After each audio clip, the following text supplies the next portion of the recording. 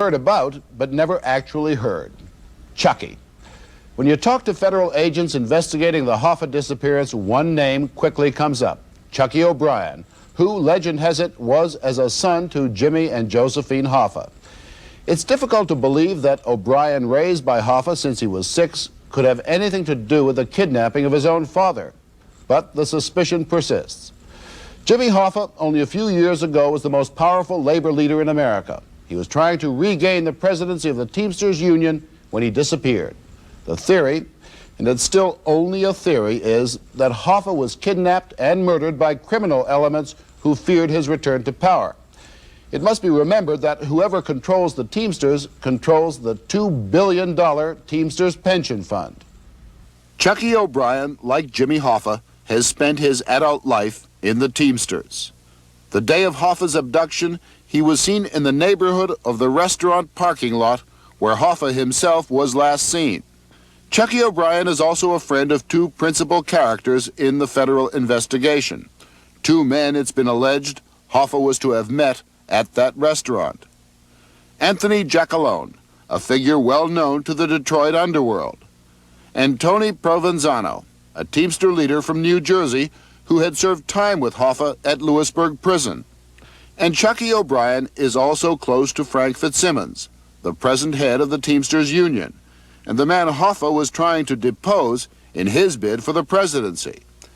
It's no secret that Hoffa had accused O'Brien of disloyalty when O'Brien continued to support Fitzsimmons. And thus, Chuckie O'Brien has become a prime target for the FBI investigation. The FBI says that wittingly or unwittingly, you had something to do with the disappearance of Jimmy Hoffa. There is one agent, and his name is James Esposito. He wrote an affidavit relative to the car that I had borrowed that particular day.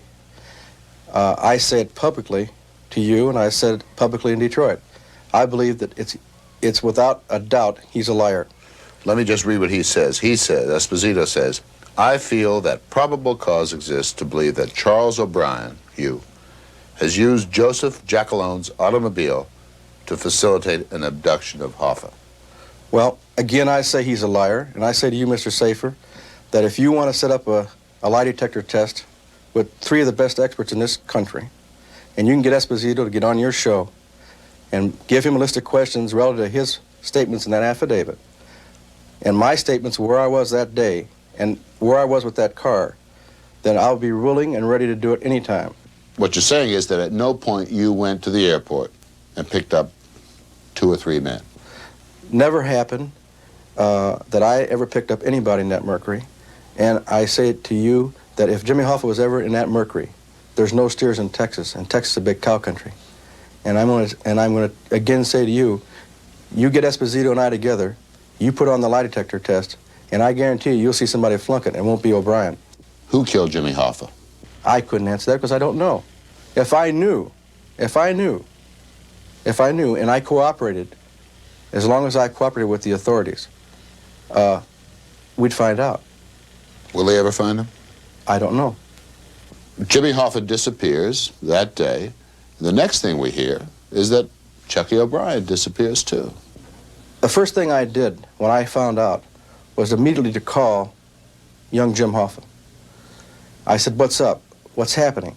And knowing him my whole life like I have, and realizing that he was under a terrible fear and never been involved in any type of pressure like that, I said, look, here's what you do. You go on out to the cottage and stay with your mom. She told me that Barbara was coming in. I said, fine. I said, where are your 2 children? And where is your wife? And he says, they're here at the house, because I thought they were up north. I said, fine, I'll shoot from here out to your house. I'll stay with your wife and your children. Now, if that is disappearing, then that's a funny kind of a disappearing act. Well, why would young Jimmy Hoffa's son, his real son, why would he say Chuckie O'Brien's involved? Well, at that point, his emotions were running high. And I said, look, Jimmy, I said, there are different kind of people that are going to talk to you, and there are people who are going to accuse people, and they're going to say things. He continued to argue with me, and he said, I think you know more about this than what you're talking about. I said, Jimmy, I'm going to pretend like I didn't hear that. I'm just going to pretend like I didn't hear it. I'm going to pretend like you're just tired. Don't start openly accusing people. It's not right. And what they said, I don't want you to come here. So I felt that at that point, I was hurt.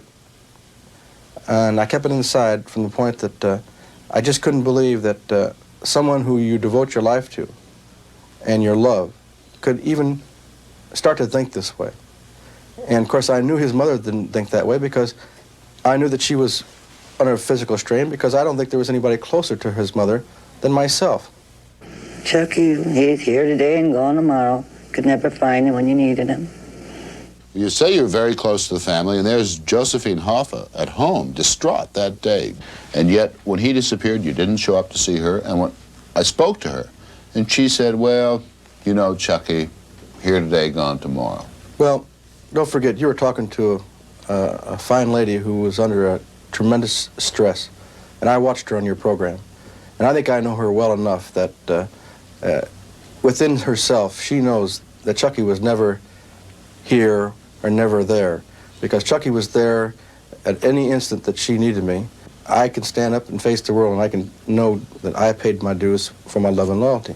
Jimmy could never doubt my loyalty, despite what certain individuals would like to slander us with. Okay, did you help Jimmy Hoffa in his bid to take over the Teamsters? In the first place, he couldn't take over the Teamsters, number one. He believed he could. Well, he said so publicly. He wants to be the boss of the Teamsters again. There's Chuckie O'Brien, the loyal union man, loyal to the new president, Fitzsimmons. But is there not a greater loyalty to Hoffa? Hoffa the father to Chuckie O'Brien. What does that do to you? Where do you feel that your main loyalty goes? Well, my loyalty, as far as my loyalty is concerned, is that my one obligation was to carry out what he asked me to do. He said, I want you to do your job and to support Fitz 100%, which I always had done. But Jimmy really became obsessed with the idea that he could run. And if you told him your thoughts about whether he could run or not, and whether he was right or wrong, this got him into a position where he felt, you know, right away you weren't agreeing with him, so you have to be wrong. But I said to him what I felt and what my thoughts were. And, you know, there was just no way, and you know it, the media knows it, that he was going to be able to run for the presidency of this union. You know, what still puzzles people is, there you are, the son of this man in every way. He disappears, and instead of cooperating in every way possible, finding out who did it, you're out there protecting your own backside. You're there with Fitzsimmons and what some people would say, his friends in organized crime. Well, let me say to you, one, when you talk about Frank Fitzsimmons and his friends, that's an unfair statement to make. Fitz runs the largest union in the world, the same as Jimmy Hoffa. You meet all people in this walks of life in this business. And I'm going to say to you how I feel. If I had to deal with Khrushchev to get my members a contract, I'd deal with him. There's a lot of things said and a lot of confusion really about your relationship with Jimmy Hoffa. Was it more than a foster son? Were you like a real son to him? He was like a father to me. There's no question about that. That he saw through me a son that was in the labor movement, because young Jim was never interested in the labor movement. My relationship was as a foster son, okay? When he went away, Morley, before he went away, one of the things he wanted me to do was to think about becoming legally his stepson. I thought about it for a long time, and I told him, fine, I'd be more than happy to do that. Well, that being the case, that closeness, Hoffa disappears, you get called in front of the grand jury, and you take the Fifth Amendment. You don't want to talk about it. It's your constitutional right, but I would think that in the forefront of the mind of a son was to solve the mystery of the abduction and the murder of his father, no? Well, for two reasons. Number one, and you can well recognize it because you're in the media.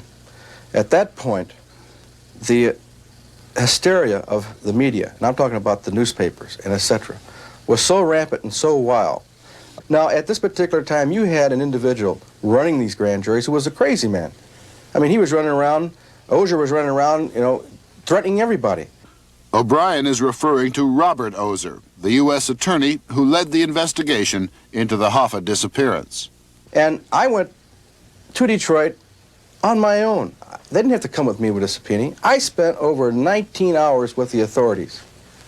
Now, if in spending 19 hours with the FBI, the state police, and anybody that wanted to come into that meeting, if by me trying to cooperate and help, if I was part of anything relative to the disappearance of Hoffa, why don't they indict me?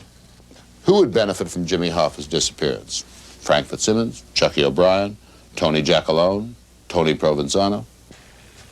No one, and I'm speaking for myself. Who benefited? What created this terrible thing is created unfair, unrealistic publicity on innocent individuals. I mean, it's just like, to me, what they're doing to myself, what they're doing to Tony Provenzano, what they're doing to Frank Fitzsimmons and our organization is totally unfair to him and all of us. I mean, it's just ridiculous. Nobody would gain anything. Who would gain anything? There's always been that outside force that have only one thing in mind and one thing only, to destroy the Teamsters Union, because we are strong. Our leadership is the best there is. We get the best for our members as far as contracts and conditions. And you know yourself, what's being happened today to our organization is totally unfair.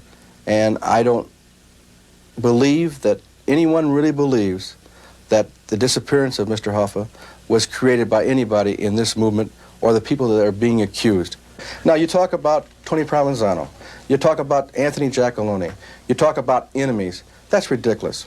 Listen, I went to that prison for 58 months. I went there and on many occasions stayed with Mrs. Provenzano and her family, a wonderful family.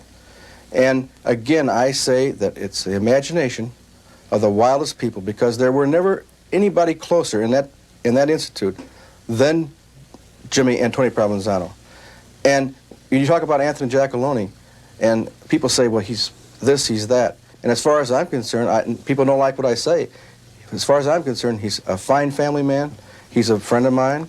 He's got a lovely family. And I think that he's being accused, as well as Tony has been accused, by a lot of accusations. So what you're saying is that the government's harassing Chuckie O'Brien, that they're saying privately that probably unwittingly Chuckie O'Brien had something to do with the disappearance of Jimmy Hoffa, and all of this is really designed to make you crack. Well, there's no question what they're trying to do. But, unfortunately, I was born of heritage of half being Sicilian and half being Irish. That's a tough combination in this world to really get it going, because they both get together, there's a lot of trouble. They're not going to crack me. They're going to hurt people I love. Before you get started, I've been put right in the center of this thing, and it's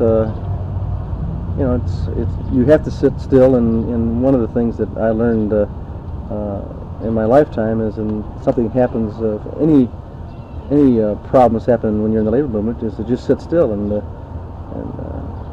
Jim was one of the main principal people that taught us that. Is you sit still and just keep quiet and find out where you're going and not have a lot of hysteria. You see this whole thing as a labor movement problem, then?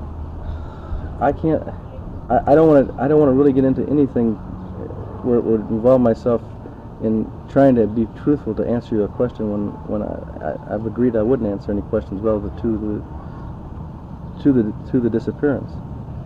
Well, let me ask you this then, and comment as you see fit. There are rumors that there was a contract out on Jimmy Hoffa's life. A close Hoffa associate in Boston said that both you and a Detroit mafia official helped get Jimmy Hoffa away from public view, hide him essentially. Again, it's relating to the investigation. I can't. I'm not free to answer the question that you're asking. Now, the Hoffa children seem to be somewhat disenchanted with you right now. They feel that you've allied yourself too closely with Frank Fitzsimmons, and that essentially you've turned your back on the Hoffa family. How do you feel about your relationship with the Hoffa family and with Jimmy Hoffa? It's never changed since I've been a kid, and why they would think that way, as I said in Detroit, pressure. A thing like this sometimes creates people to say things that normally you wouldn't say, and that's all I can. That's what I want to think in my mind. That, you know, listen, excitement, anxiety can do a lot of things. As far as my relationship with Fitz, people forget one thing.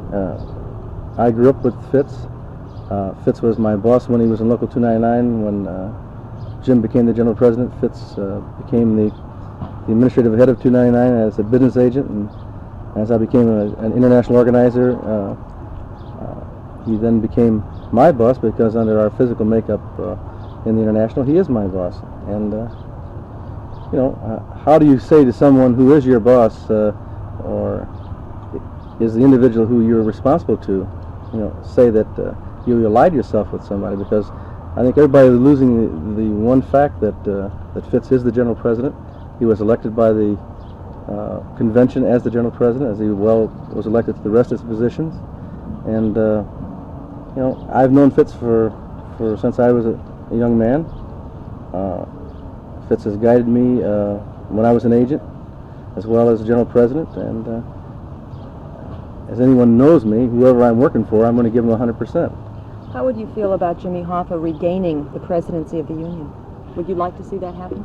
Again, that's something that I don't want to talk about, because it's not for me to discuss the matter of what he would do, or how he would do it, or how he'd go about doing it. James Hoffa in Detroit has claimed that there was an argument the day after Jimmy Hoffa disappeared between you and the Hoffa children, and that you stormed out, and they were very upset because you basically walked out on the family as far as they're concerned. I have no comment on that, because again, it relates back to my discussion with the authorities, and I just don't want to discuss it. I mean, to me, it's a question of it's a personal question, and I want to reserve any comment on it until I've been given the green light from Jim Burdick, who's my attorney, to be able to, if I have to, explain my position relative to anything pertaining to the Hoffa family.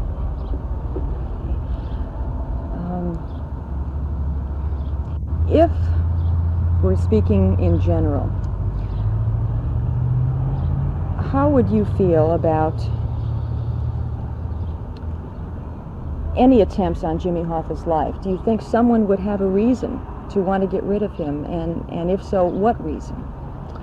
Again, in all fairness to you, because I know you're here and you're trying to get a story as far as what I would say, and I would only say to you that it relates to the case and what my feelings are and what I discussed with the FBI and the state police and those that are involved in this matter. And you know, it's just like why I came back to Detroit. You know, I came back to Detroit not because I had something to hide. I came back because I came down here to visit my family, and I get a phone call saying that I'm missing. And ironically, it was blown into a proportion that I immediately came back to Detroit and made myself available to anybody that is involved in a case that want to talk to me. Your test if your attorney advises you to do so? As I was leaving for the dentist that came here from ABC. Where ABC? I mean, from New York or some, I don't know who he was. Television place. Yeah, I don't know who he was.